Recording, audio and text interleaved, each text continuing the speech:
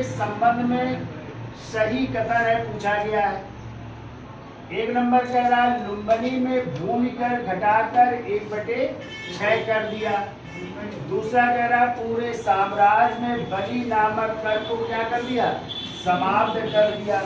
कहना केवल एक सही है, केवल 2 सही है, दोनों सही है या दोनों सही नहीं है। ठीक है, तो देख लेते हैं। आपको पता है अशोक अपने राज्याभिषेक के कब 20वें वर्ष कहाँ की यात्रा की थी, लुम्बिनी की यात्रा की थी।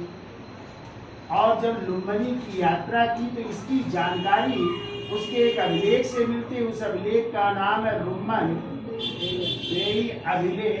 और इसी रुम्मन देई अभिलेख को एक और नाम से जानते हैं, इसी को आर्थिक अभिलेख कहते हैं। क्या कहते हैं, आर्थिक अभिलेख भी कहते हैं। और इसी से जानकारी मिलती है कि अशोक जब लुम्बिनी जाता है तो वहाँ का जो टैक्स है, भूमि कर है, उसको घटा करके 1/6 तो था ही, 1/6 से घटाकर कितना कर दिया था, 1/8 कर दिया था।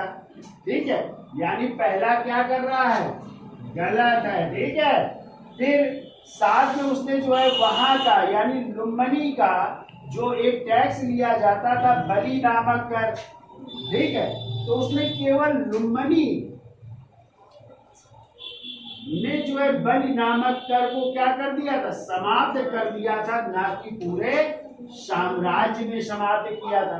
केवल कहाँ का बलि कर समाप्त किया था, लुम्बिनी का किया था। और यहाँ पे क्या कह रहा है, पूरे साम्राज्य में, तो पूरे साम्राज्य में थोड़ी किया था, केवल कहाँ किया था, लुम्बिनी का किया था।